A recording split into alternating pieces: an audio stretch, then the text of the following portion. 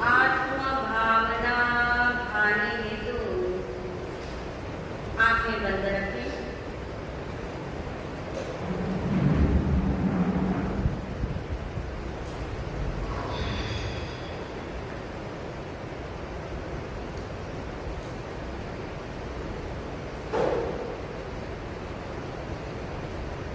बहुत गहराई में अनुभव करें अपने होने का एहसास पक्का करें।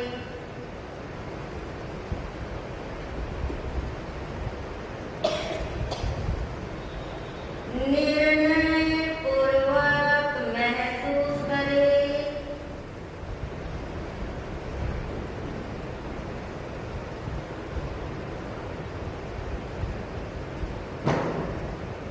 मैं आत्मा हूँ।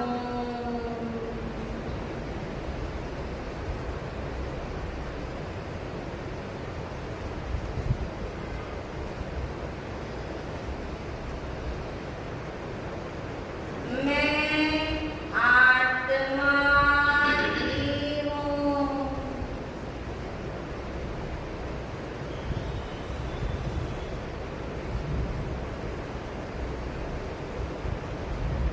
आत्मा के अलावा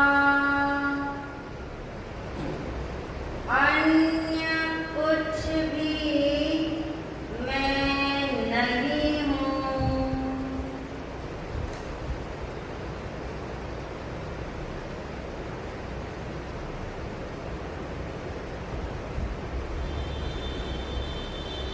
मैं शुद्ध आत्मा हूँ।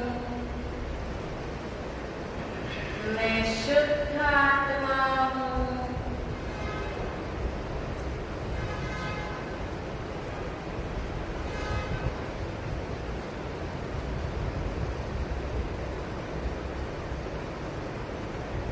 ये सारा जगत परिवर्तनशील है।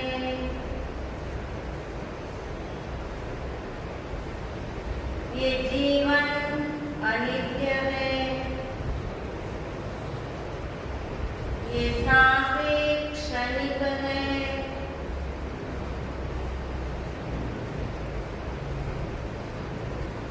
शरीर भी क्षणभंगुर है। मैं आत्मा नित्य हूँ, शाश्वत हूँ।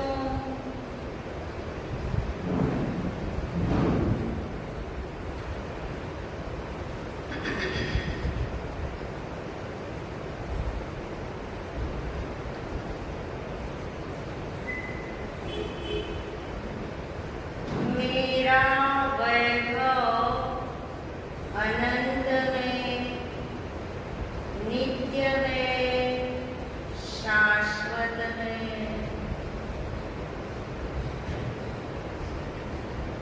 मैं अनंत गुणों का घनपिंड हूँ।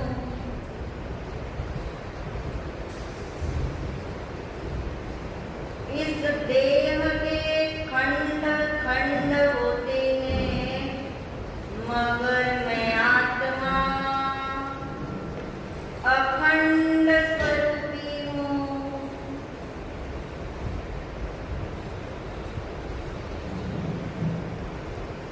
अनंत जन्म मरण हुए, अनंत देह धारण किए, नरक गति में नारकी के रूप में इस शरीर के तिल तिल जितने खंड हुए, टुकड़े हुए, मगर मैं आत्मा अखंड ही रहा, क्योंकि मैं अखंड था।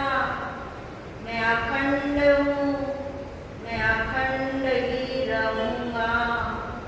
इसलिए मैं अनादि अनंत नित्य हूँ,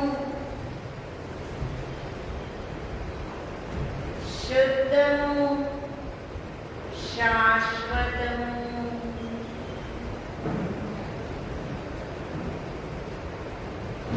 मुझ आत्मा में विकार का भी प्रवेश नहीं, कर्म परमाणु का भी प्रवेश नहीं। इसलिए मैं सबसे निराला, सबसे न्यारा तत्व हूँ। मेरा अस्तित्व अनादि अनंत है। जानना, देखना, ज्ञाता, दृष्टा मेरा स्वभाव है। जान के रूप ही टिक कर रहना, ये मेरा स्वरूप है। मैं अस्तित्ववान वस्तु हूँ, मैं शुद्ध आत्मा हूँ, मैं शुद्ध आत्मा हूँ, मैं शुद्ध आत्मा हूँ।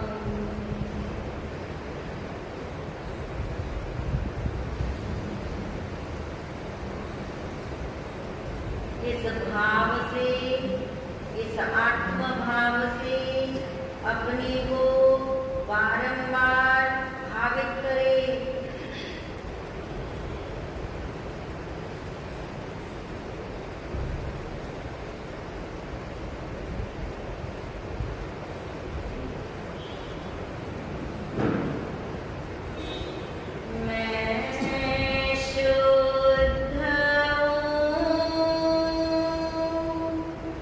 परम शुद्ध हूँ।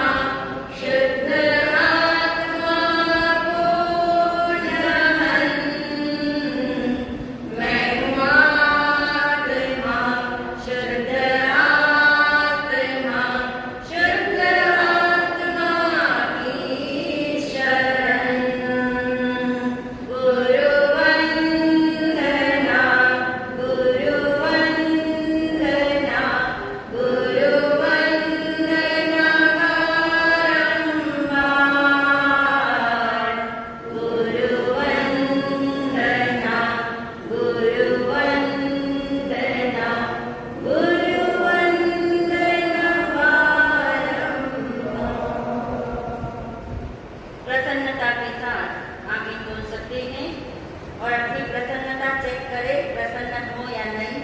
परम श्रद्धेय परम उपकारी महाराज श्री के चरणों में अनंत वंदन नमन। सभी श्रद्धात्माओं को अनंत वंदन नमन। आधा वाक्य मैं बोलूंगी, आधा वाक्य आपने इंस्टेंट बड़ी जोर की आवाज में, सबकी आवाज आनी चाहिए, ऐसे बोलना, अलर्ट हो जाओ बिल्कुल। भाव का प्रभाव, भाव का प्रभाव सर्वत्र है, भाव का प्रभाव सर्वत्र है, अपने पर भी है, अन्य पर भी है, वातावरण में है, द्रव्य में है, क्षेत्र में है, काल पर है, भाव पर भी है, और कहाँ है?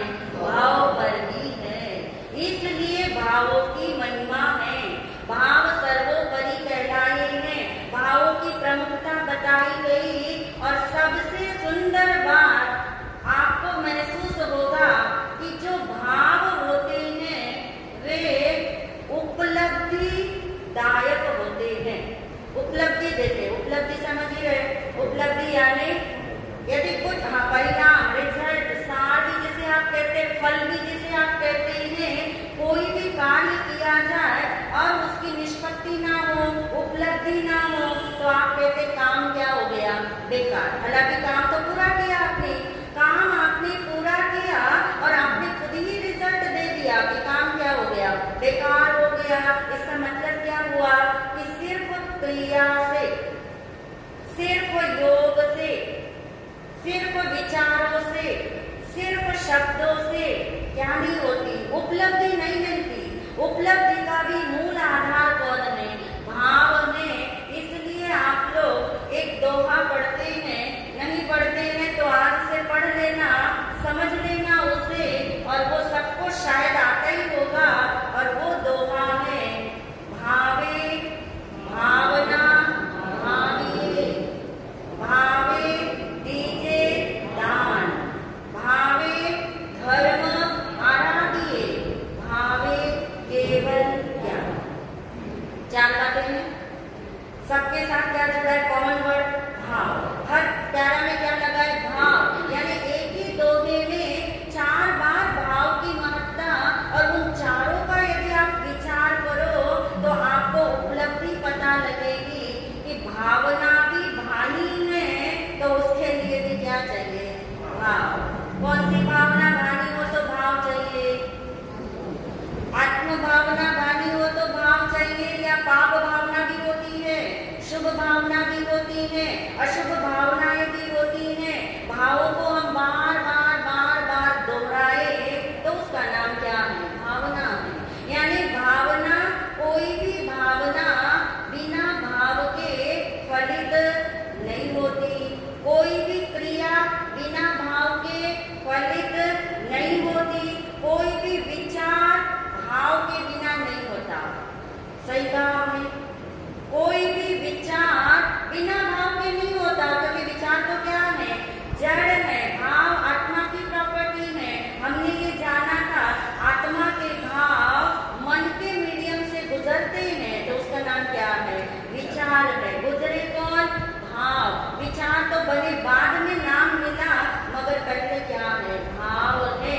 इसलिए भाव उपलब्धि दाता है, भावों से ही सार है, भावों से ही कर्म बंध भी है, और भावों से ही क्या है? मुक्ति है। यानी एक ही भाव के साथ दोनों डायरेक्शन जुड़े हुए हैं। इसी से संसार बढ़ता है और इसी से संसार क्या होता है? घटता है। इसी से भव ब्रह्मण में और इसी से अभव होने की भी साधना बताई है। इसलिए भावों का साइंस समझना, इसका विज्ञान जानना बहुत जरूरी है। और हमारी चर्चा चल रही थी, भाव का प्रभाव किस पर पड़ता है? भाव पर। द्रव्य का हम देख चुके, क्षेत्र का और काल का। भाव के बारे में भी थोड़ी चर्चा हमने कल की थी कि अपने भाव का प्रभाव अपने भाव पे पड़ेगा कि नहीं पड़ेगा? पड़ेगा। अपने भाव का प्रभाव दूसरे के भाव पे भी पड़ता है, संक्रमण होता है। इसलिए कहा, अपने परिणाम को संभाल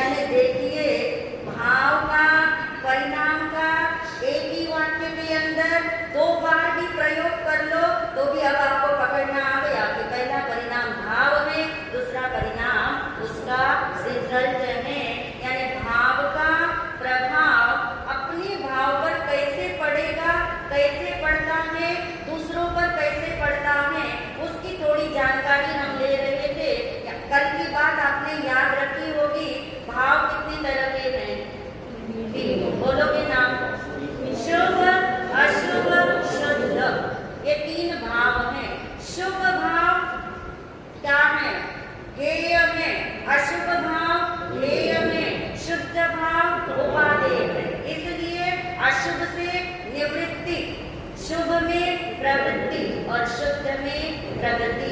यानी ये भाव का विज्ञान, ये भाव का भाव पर प्रभाव समझने के लिए इतना बैकग्राउंड तैयार हो जाए तो अब हम जानेंगे कि अशुभ भाव भी 3 तरह का और शुभ भाव भी 3 तरह का। क्योंकि पल पल पलटने वाले ये 2 भाव ही मेन हैं। पल पल पलट रहे हैं, अभी पलट रहे हैं, टिकते नहीं हैं, हटाने से हटते नहीं हैं, तो कैसे भाव का प्रभाव भाव पे पड़ेगा, उसके लिए अशुभ भाव की भी 3 डिग्री जाननी होगी और शुभ की भी 3 डिग्री से याद रख लीजिए। 3 तरह की कैटेगरी है अशुभ की। नंबर 1 अशुभ भाव, नंबर 2 अशुभतर भाव और नंबर 3 अशुभतम भाव। समझ में आ रहा है?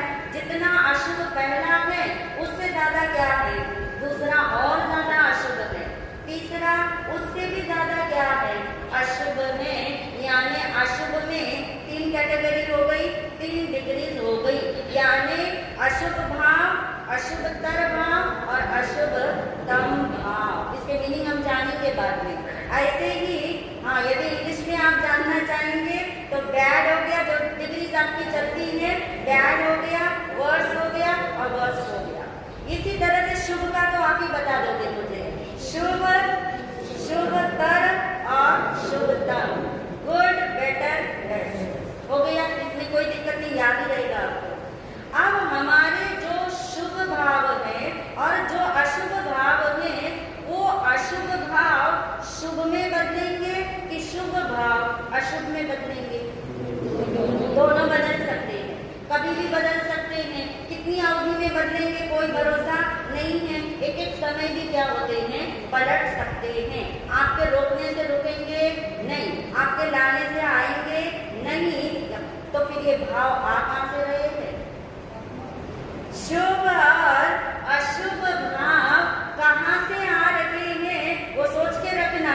अभी इस टॉपिक को नहीं छेड़ेंगे, मगर शुभ और अशुभ भाव क्या हो रहे, पल पल पलट रहे हैं। अब हमने देखना है कि यदि कोई अशुभ भाव आया, अशुभ भाव आया, तो जरूरी नहीं है कि वो अशुभ अशुभ ही रहेगा, पलटेगा ना, वो उसका प्रभाव भी पलटेगा। तो अशुभतर भी हो सकता है, अशुभतम भी हो सकता है, अशुभतम से फिर शुभ भी हो सकता है, शुभ से शुभतर और शुभतम भी हो सकता है। कहीं से भी कहीं इनके रास्ते हैं, इनके टर्न बताए हैं, इनके मोड़ बताए हैं। ठाणांक सूत्र के अंदर सारी बात प्रमाण के साथ है, हमारी अपनी बात कुछ नहीं है। सारी जिनवाणी की बात में, जिनवाणी में भावों के मोड़ बताए हैं। मोड़ यानी टर्न लेते हैं भाव, इधर से टर्न लेते हैं, उधर से रिटर्न भी हो सकते हैं, आगे भी जा सकते हैं, पीछे भी लौट सकते हैं और उस रूप में भी टिके रह सकते हैं। तो स्थानांक सूत्र के अंदर 4 टर्न बताए, मोड़ बताए भाव के। और भगवान के जो शब्द हैं वो शब्द हम बाद में देख लेंगे, पहले हमें ये बात समझ में आ जाए। पहला मोड़ बताया गया, पहला टर्न बताया गया कि कई बार जीवन में ऐसा होता है कि शुभ भाव आया या अशुभ भाव आया, कोई भी अशुभ भाव आया, मान लीजिए अशुभ भाव आया और वो अशुभतर और अशुभतम हो गया, तो उसे क्या कहना, उसके लिए शब्द दिए शास्त्र में, अस्त, अस्त बोल के देखो, सूर्योदय सूर्यास्त बोलते हो ना, वो अस्त। तो ऐसे भावोदय और भावास्त समझ लीजिए, सूर्य की तरह। तो अस्त और अस्त, अस्त किसको बोलेंगे, अशुभ को। तो अशुभ भाव आया और अशुभ के बाद शुभ नहीं आया, शुभतर नहीं आया, शुभतम नहीं आया, कौन सा आ गया, अशुभतर भाव आया। आप कहेंगे कैसे समझ आएगा हमें? तो मान लीजिए आपके मन में किसी के लिए बुरा थॉट आया, बुरा विचार आया, बुरा भाव आया, अभी वो है अशुभ। अब जो आपको बुरा भाव आया उसको आपने शब्द के माध्यम से भी आगे बोल दिया, शब्द के माध्यम से भी बोल दिया, तो डबल हो गया ना। जो विचारों में आपके था वो किसमें आ गया, शब्द में आ गया, तो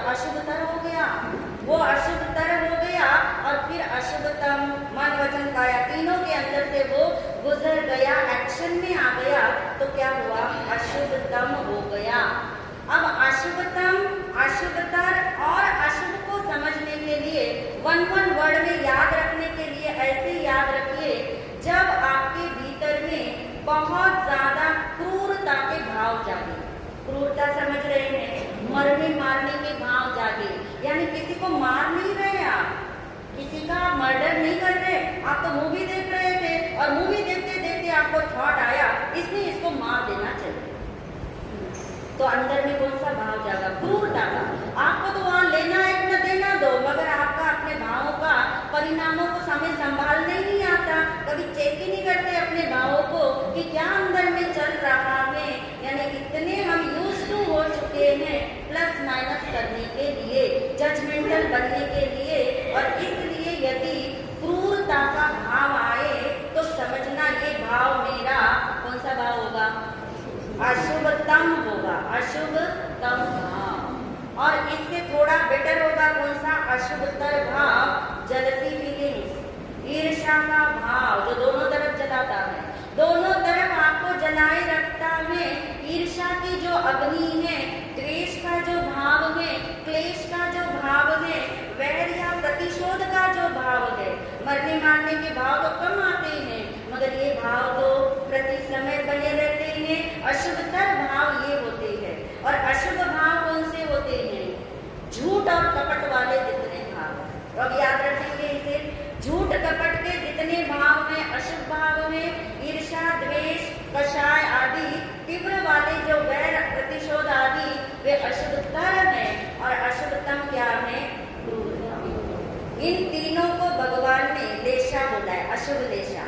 अब आपको कनेक्टिविटी आएगी, ये तीन लेशा के, लेशा यानी भाव है, लेशा यानी परिणाम है, लेशा यानी अध्यवसाय है, लेशा जैसी भाव पलटते हैं ऐसे औरा बदलता है। औरा मतलब जो भाव आपके भीतर में है वैसे ही उद्गल परमाणु आपके इर्द गिर्द घूमते हैं, और याद रखिए उद्गल परमाणुओं के रंग होते हैं, क्योंकि पुद्गल के 4 प्रॉपर्टी होती है, रंग भी है, गंध भी है, रस भी है और स्पर्श भी है। भाव की नहीं कह रही हूँ, किसकी, पुद्गल की। पुद्गल की जब 4 प्रॉपर्टी होती है, जैसे मान लीजिए क्रूरता के भाव अंदर में आए और आपके शरीर के इर्द गिर्द गोलाकार रूप में कौन से परमाणु घूमने शुरू हो जाएंगे, काले रंग के, यानी आपका ऑरा क्या बताएगा, ब्लैक हो जाएगा। ये प्रभाव है, ये लेशा का प्रभाव है, ये भावों का प्रभाव है, और यही प्रभाव अन्य के भावों पे क्या होता है, पड़ता है। इसका नाम है भाव का भाव पर प्रभाव। बाद में पड़ेगा, पहला प्रभाव कहाँ पड़ेगा, अपने में। आप बेचैन हो जाते हो, आप व्याकुल हो जाते हो, परेशान हो जाते हो, तो पहला रिजल्ट किसको मिला, आपको ही तो मिला।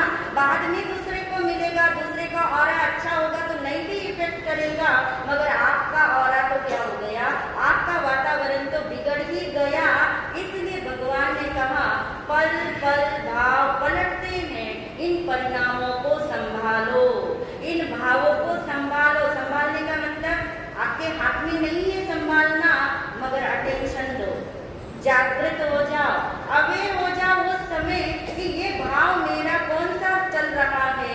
ये कृष्ण लेशा का भाव है, अशुभतम भाव है, ईर्ष्या का भाव है, अशुभतर भाव है, और जो झूठ कपट वाले भाव, झूठ कपट का मतलब मन में कुछ, वचन में कुछ और बाहर में कुछ। जब मन वचन काया एक स्ट्रेट लाइन में नहीं रहना, इसका नाम अशुभ भाव है। यानी सारा टाइम किसमें रहते हैं हम, अशुभ भाव में, कभी कभी अशुभतर और कभी कभी अशुभतम में। ये भाव इसलिए हमारी लेशा, हमारा ऑरा हमेशा इस तरह का रहता है जो हमें पकड़ में आए, अटेंशन उस तरफ चले जाए तो 1 मिनट में बदल भी जाएगा, बदल भी जाएगा। तो ये 3 हो गए, ऐसे 3 शुभ के, शुभ, शुभतर और शुभतम। शुभतम भाव की पहचान क्या बताई, आत्म भाव शुभतम भाव है, अनासक्ति का भाव शुभतम भाव है, अंतर्मुखता का भाव शुभतम भाव है। शुभतर भाव कौन सा होगा, जो धर्म क्रियाओं के भाव हैं, स्वाध्याय आदि के भाव में, सत्संग आदि करने का भाव है, वो कौन सा भाव है? शुभतर भाव है। और शुभ भाव कौन सा है? सबका भला हो, सबका मंगल हो, सबके लिए मंगल मैत्री का भाव जागता है, उसका नाम क्या है? शुभ भाव। और लेशा वाइज चलेंगे तो शुभ लेशा ये तीनों होती हैं। इतना समझ आने के बाद अब हम समझ लेंगे कि हमारे भाव कभी भी किसी भी तरह से, किसी भी समय में, किसी भी स्थान पर, किसी भी काल में कभी भी बदल सकते हैं। सोते सोते बदलेंगे कि जागते हुए बदलेंगे? बताइए। चलते चलते बदलेंगे कि प्रवचन सुनते सुनते बदलेंगे? आप अटेंशन दोगे तो बदलेंगे कि आप अटेंशन ना भी दो तो भी बदलेंगे? दो भी बदलेंगे। आपके काबू में ये नहीं है, तो आपके पास क्या स्वतंत्रता है? आप सिर्फ इन्हें जांचो, सिर्फ इनको देखो, सिर्फ इनको जानो, सिर्फ इनको जानना ही इन्हें संभालना है। अभी तक तो हमें ये अवेयरनेस ही नहीं था कि हम निरंतर किसमें चल रहे, अशुभ में चल रहे, अशुभतर में चल रहे, अशुभतम में चल रहे। और इसलिए पहला मोड़ बताया, पहला टर्न बताया अस्त से अस्त की ओर। इसको ज्यादा समझाने की जरूरत नहीं पड़ेगी। अशुभ से अशुभतर और अशुभतम। दूसरा टर्न बताया अस्त से उदित की ओर। शब्द है उदित। उदित यानी शुभ समझ लीजिए, अस्त यानी अशुभ। ये भी मोड़ समझ आ गया। यानी कितनी बार आप खुद ही अनुभव करते हैं अपनी जिंदगी में कि अभी बुरा भाव आया था और अभी अच्छा भाव आता है, अभी गुस्सा आया, अभी पश्चाताप का भाव आता है, अभी किसी के लिए बुरा सोचा था, एक मिनट के लिए अपने आप को धक्का लगाते हो, नहीं नहीं सभी आत्मा शुद्ध आत्मा है, मेरे लिए कोई भी आत्मा के लिए बुरा देखना मुझे संभव ही नहीं है, ऐसा भाव आया। यानी अस्त से कहाँ जाती है धारा? उदित की ओर। पहला मोड़ हुआ अस्त अस्त का, दूसरा हो गया अस्त और उदित का। दो तो आप खुद ही बना लोगे। अब कौन से बनाओगे? उदित अस्त। उदित से कहाँ चले गए? अस्त। अब आप चेक करना सबसे ज्यादा कौन से मोड़ लेते हो आप, कौन से टर्न हम लेते हैं, कौन सा घुमाव हम लेते हैं, वो आप चेक करोगे तो आपको पता लग जाएगा। और जैसे आप चेक करना शुरू करोगे चेंज होना शुरू हो जाएगा ऑटोमेटिक, क्योंकि आपके भाव का ही प्रभाव किस पे पड़ रहा है? भाव पे। अभी तक भाव के बारे में आपको भाव नहीं आ रहा था, सही है ना? किसके बारे में भाव आते हैं हमें? सामने वाले के बारे में। अपने लिए तो कोई भाव ही नहीं आता, अपने भाव के बारे में भाव नहीं आता। इसलिए हमारा भाव, आप जैसे भाव के बारे में चेक करना शुरू करोगे ऑटोमेटिक, ये सहज है, करना नहीं पड़ता। जैसे आपने चेक किया वैसे चेंज हो जाएगा। जैसे आपके घर में चोर है मान लीजिए और आपने आंख खोल ली, चोर को डंडों से भगाना पड़ेगा? कोई चिल्लाना पड़ेगा? नहीं। अगर उसने देख लिया, मालिक उठा भी नहीं है, जाग भी गया, आंखें भी इसने खोल ली है, अब वो टिकने वाला नहीं है। ऐसे जैसे आपने चेक किया कि ये मेरा अशुभ परिणाम है, ये अशुभतर परिणाम है, ये अशुभतम परिणाम है, और आप देखिए सारा खेल एक ही तो मोमेंट का है। मोमेंट तो आपकी भाषा है, भगवान की भाषा तो क्या है? समय। समय पता है मोमेंट से भी कितना छोटा है। असंख्यात समय बीत जाते हैं आपकी पलक झपकने में। आपकी पलक जितनी देर में झपकती है उतनी देर में असंख्यात समय बीत गए। एक समय का सारा खेल में भाव का प्रभाव भाव पे पड़ता ही रहता है, मात्र हमने उसको चेक करते रहना है। और चेक करने में पता है क्या होगा? मान लीजिए एक प्रैक्टिकल उदाहरण ले लीजिए कि आपने चेक किया, मुझे गुस्सा आया। सबसे पहले किसे पता लगता है गुस्सा आया? भगवान को लगेगा ना सबसे पहले तो। किसको लगेगा पता? सामने वाले को लगेगा नहीं, भगवान को लगेगा नहीं, आपको पता लगता है। आपको पता लग जाता है मुझे गुस्सा आया या मुझे गुस्सा आ रहा है, और उस समय आपने चेक किया ये कौन सी डिग्री का है, ये भाव कौन सी डिग्री का है, ये कौन सी लेशा है, इससे मेरा कौन सा ऑरा बनेगा। एक मोमेंट चाहिए, थोड़ा सा भी आपने चिंतन कर लिया और गुस्सा तो गया।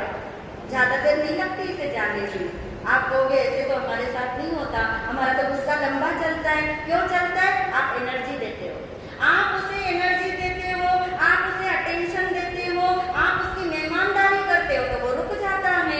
अगर आप उस समय चिंतन करो, उसे चेक करो, वो टिकने के लिए आया ही नहीं है, वो तो क्या करने आया है? जाने के लिए आया है। यानी भाव की चेकिंग आपको आ जाएगी तो आपकी 24/7 कौन सी साधना शुरू हो जाएगी? आत्मभाव, आत्म ध्यान साधना शुरू हो जाएगी। ऐसे बैठ बैठ करके आपको 25 साल हो गए होंगे, 25 घंटे भी आप बैठ गए होंगे, पर प्रामाणिकता से आप अपना लेवल चेक करिए। आप खुद ही कहते हो मन तो टिका नहीं, ध्यान तो कर लिया, पर ध्यान की महिमा ऐसी हमें है कि भगवान को ध्यान से प्राप्ति हुई तो मुझे ध्यान से प्राप्ति होगी। मगर भगवान ने ध्यान से पहले क्या किया था? भगवान के ध्यान में कौन रहता था? भगवान के ध्यान में सारा दिन कोई विकल्प नहीं। जिसका ध्यान करना है उसी को ध्यान में लो तो आपका ध्यान, बैठा हुआ ध्यान, आंख बंद किया वाला ध्यान सफल होगा। इसलिए भगवान ने भाव की महिमा ऐसी बताई। शब्द है शास्त्र के, भगवान के शब्द हैं, अपानम भावे माने विहरे। पर्युषण में कितनी बार सुनते हो आप ये शब्द? अंतर्गत दशांग सूत्र में कितनी बार आता है? इस बार आप गिन के रखना, इस बार गिन के रखना और इसकी महिमा जानना। भगवान ने ये क्यों नहीं कहा अपनम यानी आत्मा को, भावी माने यानी भावित करते हुए, भावित करना यानी आत्म भाव से अपने को भावित करते हुए विचरण करो। ये भगवान की क्या है? आज्ञा। भगवान ने ये नहीं कहा आत्म ज्ञान के अंदर 24 घंटे रहो, आत्म ध्यान में 24 घंटे रहो, आत्म श्रद्धा में विचरण करो, ये नहीं कहा। कैसी गहरी बात बताई। भावे माने आत्मा को भावित करो, आत्मा के बारे में ही पता नहीं, आत्मा का स्वरूप ही पता नहीं, आत्म भाव को ही जाना नहीं तो उसमें विचरण हो ही नहीं सके। ये भाव की महिमा है, ये आत्म भाव की महिमा में। तो तीसरा मोड़ आपको समझ आ गया, कौन सा था?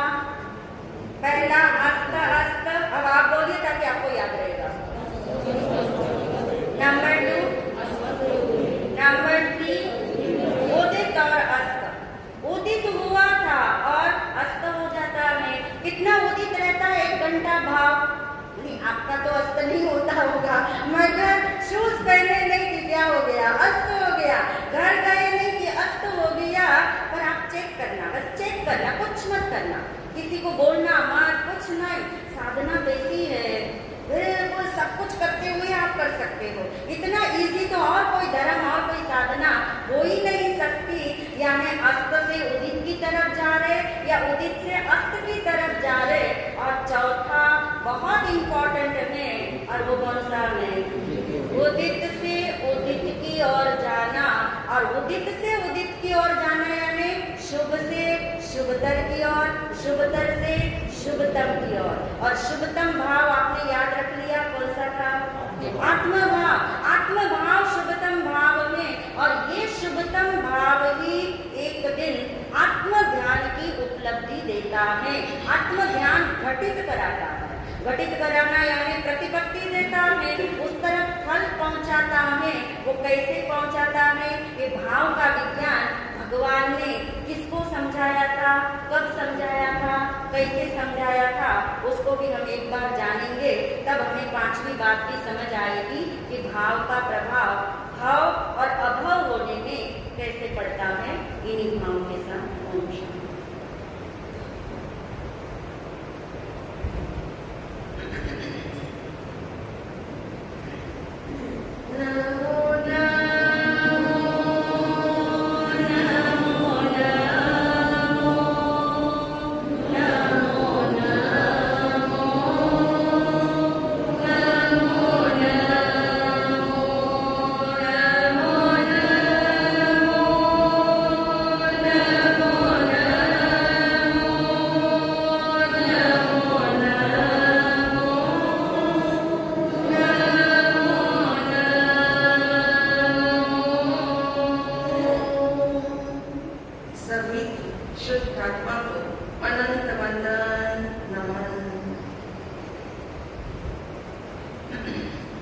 जैन दर्शन के अंदर 2 शब्दों का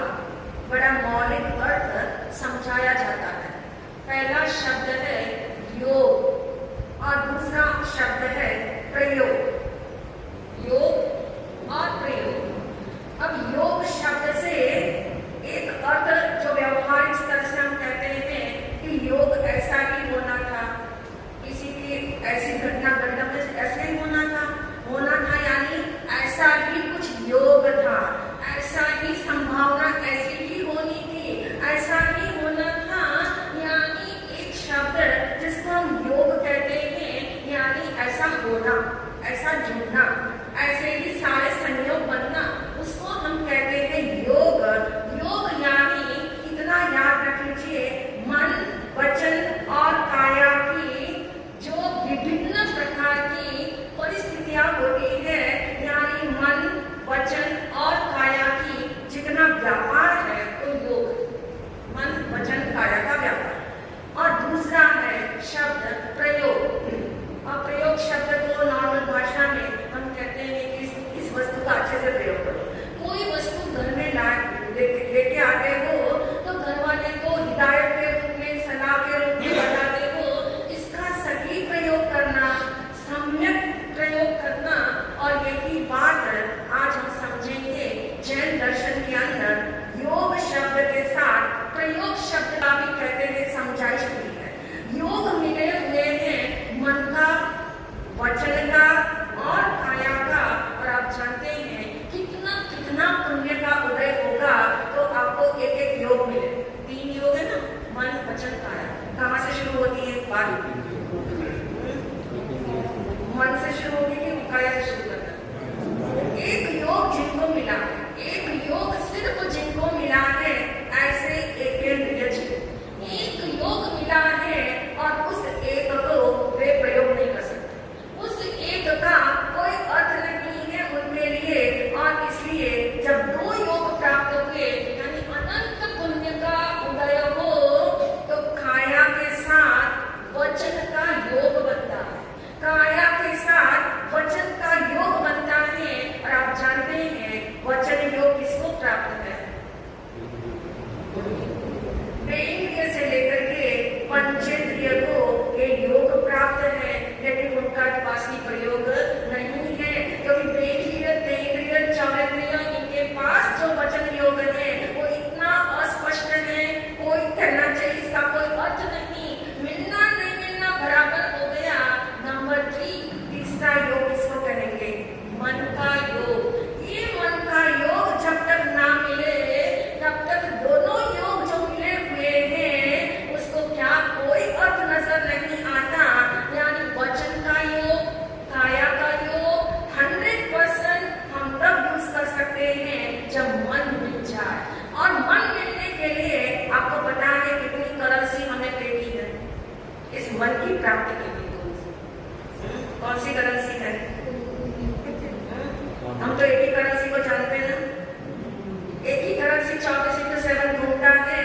लेकिन भगवान महावीर ने बता दिया एक एक योग की प्राप्ति हमें तब हुई है जब कहते हैं कितने कितने पुण्य की करेंसी हमने खर्च की तो हमें इसकी प्राप्ति हुई, हमें इसकी उपलब्धि हुई।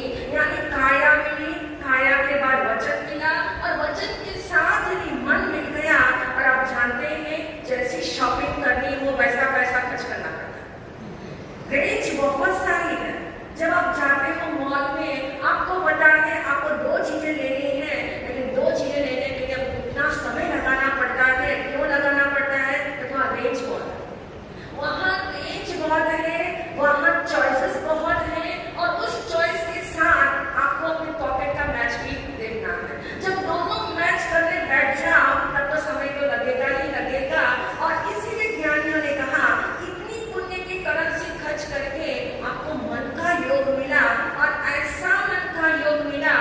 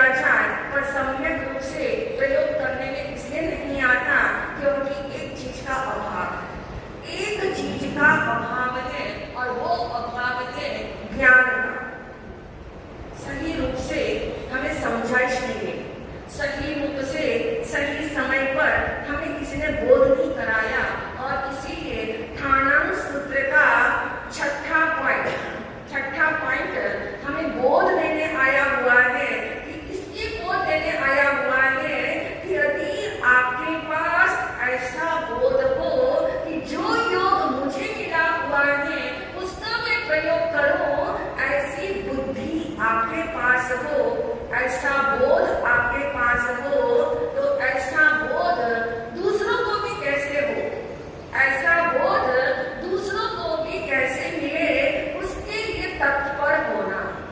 इतनी बड़ी बात बता दी है। अभी तक आप देख रहे थे नंबर 1 to 4 के अंदर सारा परमार्थ दृष्टि से बात हो रही थी। अब यहाँ से परार्थ दृष्टि की बात है, और परार्थ दृष्टि के अंदर कल नंबर 1 का पॉइंट हमने जाना था। क्या जाना था? असहाय को सहयोग देने के लिए तत्पर रहो। तत्परता बहुत इंपॉर्टेंट वर्ड है, चाहे वो संसार का क्षेत्र क्यों ना हो, चाहे वो अध्यात्म का क्षेत्र क्यों ना हो। तत्परता यानी अभी किसी ने कहा एक गिलास पानी लाना और उसी समय को लेके आ जाए, तो क्या भाव आता है? अच्छा लगता है, अच्छा फील होता है, गुड फील करते हैं। इसका मतलब तत्परता कितनी अच्छी लगती है। तत्परता इसलिए अच्छी लगती है क्योंकि हम सोचते हैं अरे अभी सोचा अभी काम हो गया, इसको कहते हैं तत्पर। और ये तत्परता यदि कोई व्यक्ति अपनी इनर जर्नी के लिए लेके आ जाए तो कहते हैं वो इतना मल्टीपोल्स के अंदर उस व्यक्ति को लाभ हो सकता है। तो इसी भाव को हम सुनेंगे, क्योंकि कल हमने अनाश्रित को सहयोग देने की बात सुनी। आज हम सुनेंगे कि जो व्यक्ति अभी तक बोध से दूर रहता हो, बोध से दूर रहता हो, ज्ञान से दूर रहता हो, जिसके जीवन में शांति नहीं होती हो, जिसको समाधि नहीं मिलती हो, जो 24 घंटे बेचैनी में रहता हो, 24 घंटे स्ट्रेस में रहता हो, और आपको दिखता हो, आपको महसूस होता हो कि व्यक्ति बड़ा बेचैन है, आपके घर का सदस्य है, आपके ही फ्रेंड सर्कल में कोई है, आपके ही समाज का कोई परिवार है, और ये महसूस होता हो कि ये जो है अभी इसकी हालत सही नहीं है, मानसिक हालत जो है वो बेचैनी वाली है। उस समय उस व्यक्ति को थोड़ा सपोर्ट की जरूरत है। उसके पास भी ज्ञान है, लेकिन अभी वो क्या हुआ है? दब गया है, अभी ढक गया है, अभी उसके ऊपर उसका प्रभाव नहीं आ रहा है। ऐसे में समझ दी गई है, ऐसे में बताया गया है, ऐसे में परार्थ की साधना बताई गई है कि उस व्यक्ति को उठाया जाए, उस व्यक्ति का उत्थान कराया जाए, उस व्यक्ति को सद्गुण के पास पहुंचाया जाए, जिससे उसको ज्ञान की प्राप्ति हो। जो शांति उसकी जो है रियल शांति दब गई है, उसको उठाया जाए, उसको उभारा जाए। यानी छठा पॉइंट कहता है जो अबोध अवस्था में चल रहा हो उसे बोध देने के लिए आप सद्निमित्त बनो, सद्निमित्त बनने के लिए तत्पर रहो, उसे प्रेरणा देने के लिए तत्पर रहो। क्योंकि आप देखते प्रेरणा देने की आपको आदत नहीं है कि नहीं? कोई अच्छी मूवी देख के आते हो, क्या करते हो? सबको सुनाते तो ठीक, लेकिन जाने के लिए प्रेरणा देते, जाके आना है। मैं तो कितना सुनाऊंगा, कुछ नहीं है बड़ी बात, जाके आना। यानी इतनी हम अंदर से इंटेंस हो जाते हैं, जिस समय कोई चीज हमें लुभा जाती है, हमें अच्छी लग जाती है, तो हमें लगता है इसको इसका लाभ हो, मुझे इस व्यक्ति से प्यार है, मुझे इस व्यक्ति के प्रति सद्भाव है, अमुक व्यक्ति मेरा फ्रेंड है, तो मैं उसके प्रति जो भाव रखता हूँ तो उसमें मुझे महसूस होता है जो लाभ मुझे मिला वो लाभ इसको भी मिले, जो सहायता मुझे मिली वो इसको भी सहायता मिले, जो शांति मुझे इस टैबलेट खाने से हुई वो एक टैबलेट ये भी खाए। और जिस आप जानते हो जिसको आप कहते हैं आजकल जिम जाने का ये सब व्यवस्था है, उस व्यवस्था के अंदर क्या आप देखो किसी को स्लिम ट्रिप देते हो तो पूछते हो आजकल कहाँ जाते हैं, क्या पूछते हैं? यही पूछा जाता है। कोई डाइट की प्लान अपना निर्धारित करता है, ऐसे डाइट में तो कौन से डाइटिशियन के पास जाते हैं? क्यों? क्योंकि उसके शरीर के स्ट्रक्चर से दिख रहा है, उसके शरीर के स्ट्रक्चर से आपको दिखता है व्यक्ति बड़ा फ्रेश दिख रहा है, चुस्त दिख रहा है, एक्टिव दिख रहा है, डायनामिक दिख रहा है, तो उससे हम अंदाजा करते हैं कि जरूर कुछ करता होगा, और हम उससे पूछ लेते हैं। यानी तो कई बार ऐसा भी होता है जो व्यक्ति इतना चुस्त और एक्टिव लगता हो अपने आप को, वो दूसरे को भी क्या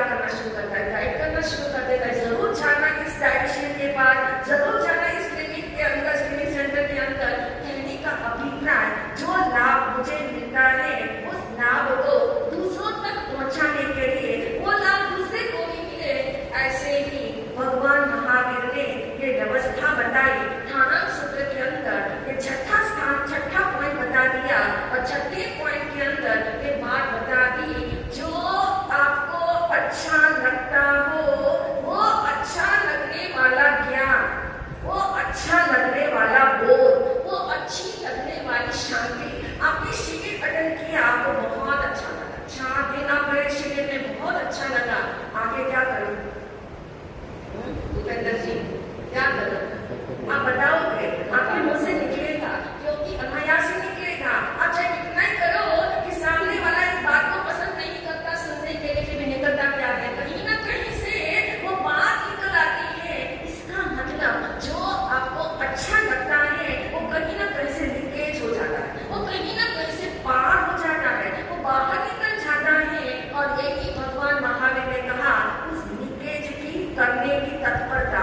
जो मुझे अच्छा लगा, जो आज का प्रवचन मुझे अच्छा लगा, जो मुझे याद रहा, जितनी गोल्डन लाइन्स आज के प्रवचन की याद रही, उसको मैं कम से कम एक व्यक्ति को बताऊं, एक व्यक्ति को बताऊं, शायद उसको भी प्रेरणा मिले, ना भी प्रेरणा मिले कोई हर्ष नहीं, क्योंकि हम किसी के अधिकारी नहीं है। प्रेरणा देते हुए इस बात को अंदर में, बिल्कुल अंदर में जमा के रखना कि मेरी प्रेरणा देने से इसमें कुछ सुधार होगा या नहीं होगा।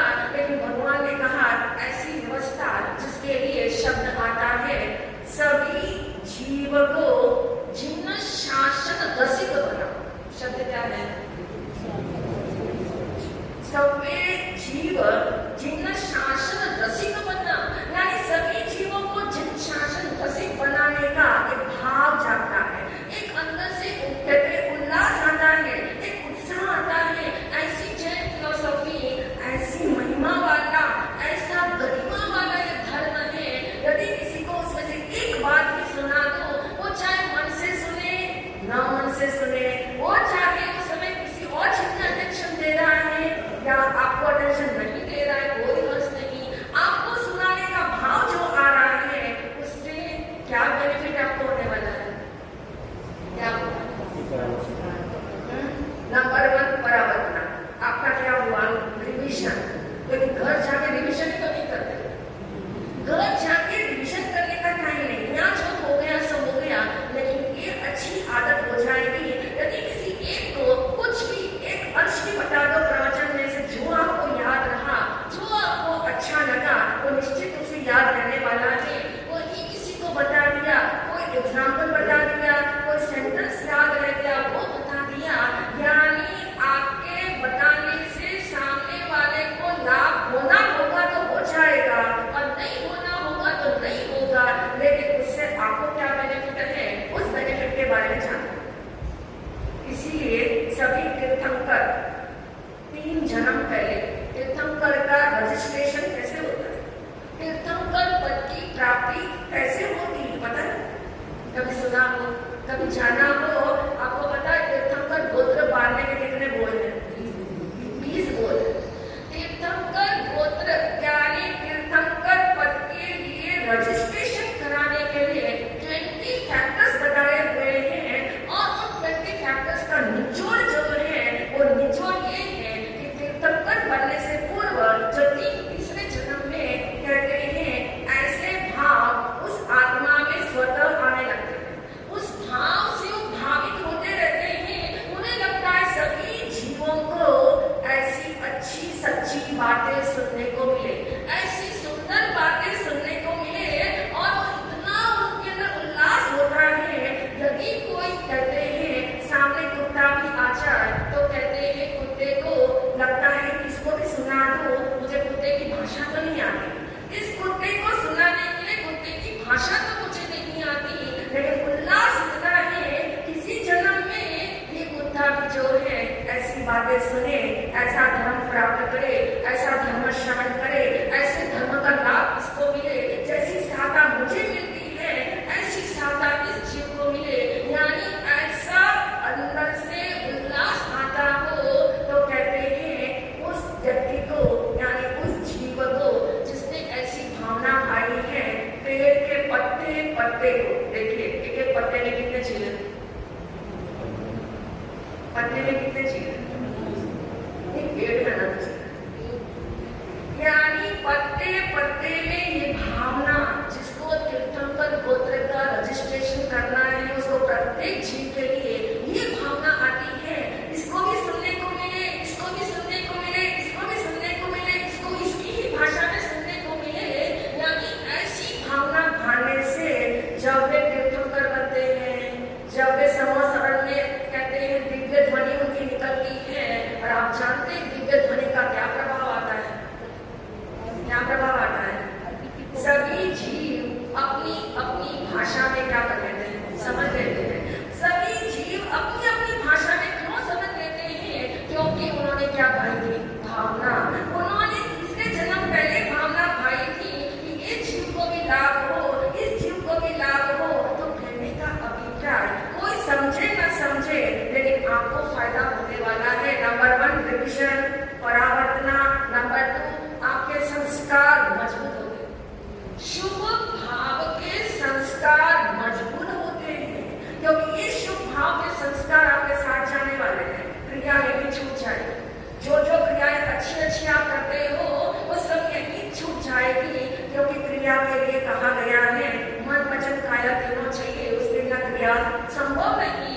और संस्कार जो है वो तो कहते हैं ऐसा कर्म का उदय जब जाता है तो धीरे धीरे जमे हुए संस्कार क्या हो जाते हैं, उजागर हो जाते हैं। तो नंबर 2 संस्कार गहरे हो जाएंगे। नंबर 3 बताओगे और क्या हो सकता है? और क्या हो सकता है? आपके दूसरों को संबोधन देने में आप दूसरे को केवल मात्र इंस्पायर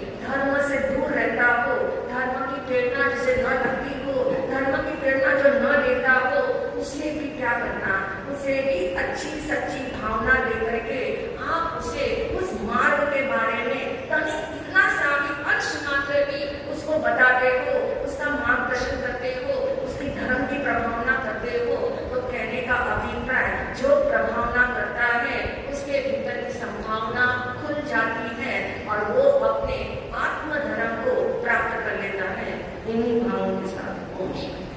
आज प्रेरणा देने का पद है, इसलिए कुछ प्रेरणा देनी है। 2 मिनट बैठ जाइए। कुछ प्रेरणा देने का भाव जागा हुआ है, क्योंकि आप देख रहे हैं कितने दिन का गैप है चतुर्मास प्रारंभ होने में। पर आपको तो देख के ऐसा लगता ही नहीं कि चतुर्मास प्रारंभ नहीं हुआ है। भूपेंद्र जी हो गया ना, प्रवेश वाले दिन से ही चतुर्मास का भी प्रवेश हो गया। प्रेरणा देने का ये भाव आया, ये प्रेरणा वाला पद सुनकर के कि अशोक विहार में से सिर्फ इतने ही लोग यहाँ आए, ऐसा हम नहीं चाहते हैं। हम तो क्या चाहते हैं, पूरी फैमिली आए।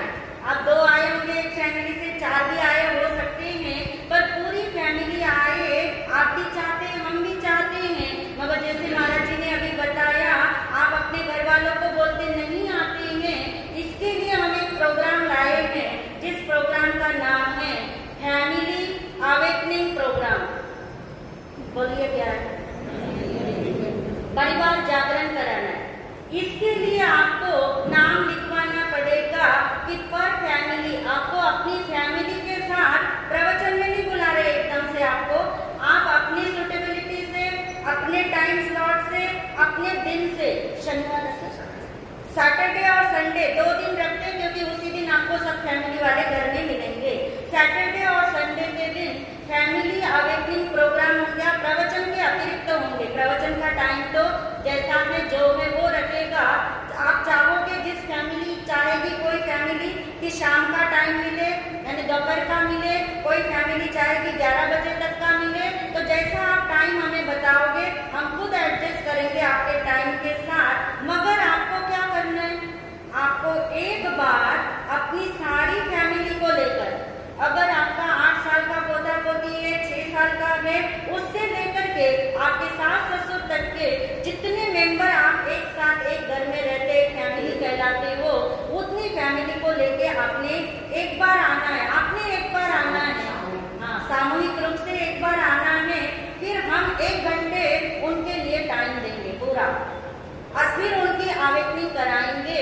और हो सकता है फिर वो प्रवचन में भी आने लग जाए, न आने तो रिकॉर्डिंग सुन ले। किसी भी तरह से उनका भाव धर्म के साथ, आत्मा के साथ जुड़े, ये हमारी भावना है। इसलिए आज प्रेरणा देने का भाव जागा। प्रवचन का टाइम तो आपको पता लग ही गया, प्रवचन के विषय आपको पता लग चुके हैं। उसके अतिरिक्त जो है सोमवार और गुरुवार, प्रति सोमवार और प्रति गुरुवार जो है 4 से 5 का टाइम वो होगा सेल्फ अवेकनिंग के लिए। महाराज जी कह रहे कुछ बहनों को 4 से 5 मुश्किल लग रही, तो 3.5 से 4.5 भी हम कर सकते हैं। 3.5 से 4.5 कर लेते, मगर आपने आना जरूरी होगा और उसमें सेल्फ अवेकनिंग कराई जाएगी। क्योंकि हमें एल्स के बारे में सब कुछ पता है, सेल्फ के बारे में नहीं पता है। और जिसे आप सेल्फ मानते हो, स्व मानते हो, और वाकई में आप कौन हो, उसके बारे में आपकी भी जिज्ञासा का समाधान करेंगे। और हम भी अपनी तरफ से आपको पॉइंट वाइज बताएंगे, क्रमशः बताएंगे। जो बातें आपको मालूम भी होगी मगर क्रम से नहीं मालूम होती, तो वो विधि नहीं बनती, और विधि नहीं बनती तो उपलब्धि नहीं हो पाती। और प्रति मंगलवार और सोमवार और गुरुवार जो 3.5 से 4.5 का जो टाइम रखा है, उसमें 3.5 से 4 कुछ लोग जो है वो ध्यान करना चाहते हैं, तो 3.5 से 4 बजे तक का ध्यान का टाइम रहेगा। और उसके बाद 4 से 4.5 वो वाला टाइम सेल्फ अवेकनिंग वाला टाइम रहेगा, ताकि आपकी कोई भी जिज्ञासा होगी और आप नहीं पूछेंगे तो हम पूछेंगे, हम बताएंगे। कोई बर्डन आप इस चीज का नहीं रखना। और आगे जो भी कोई प्रोग्राम होंगे तो अब आपको हम आगे सूचित करेंगे। आज प्रेरणा वाला पद था, तो प्रेरणा देने का भाव आज ही जाग गया। बोलिए भगवान महावीर।